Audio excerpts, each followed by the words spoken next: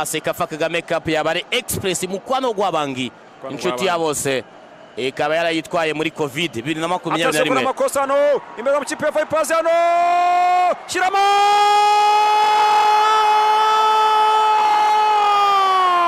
cyagezemo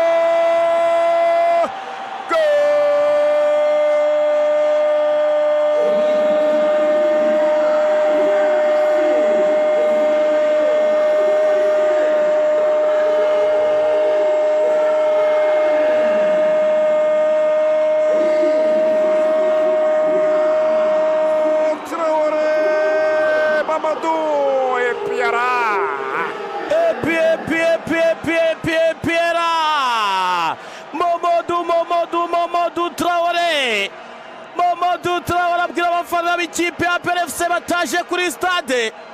arabwira ati nibyo nimwaje ariko intsinzi yo tugombe tuyibayano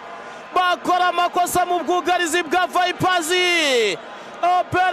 PFC akiri kare cyane bagukosorera umuganda no ku munota wa 20 Mamadou Traoré nk'uko yabigenje kuri match ya Garde Republicaine natsinda igitego cya gatatu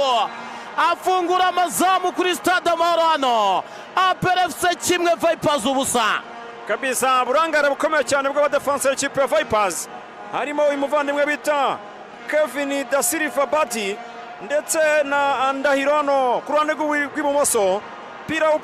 upasanya nabi ikipe ya Pero Papura vava cyane vudukanari Mamero dawacha makapasa kwa Watara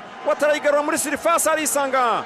Mamadou Traoré ahagaze wenyine umupira udapoza hariya mu izamu ikipe ya Pero kimwe Vipers ubusa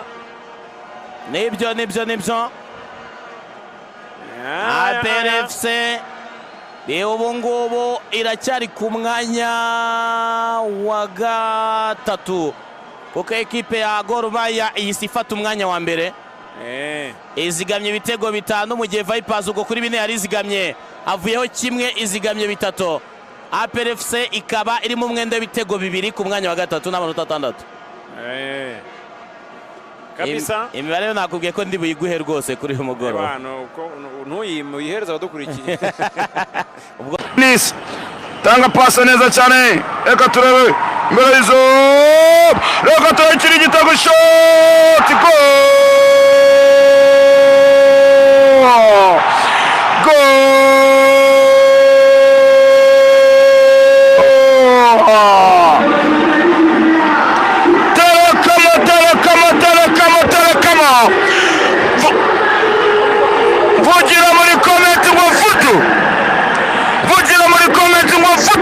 kabisa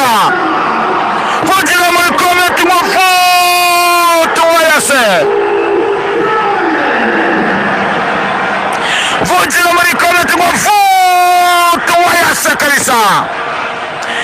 terekama neza cyane akakaye ku munota wa 20 w'igice cya mbere EPR iterekama igitego cya mbere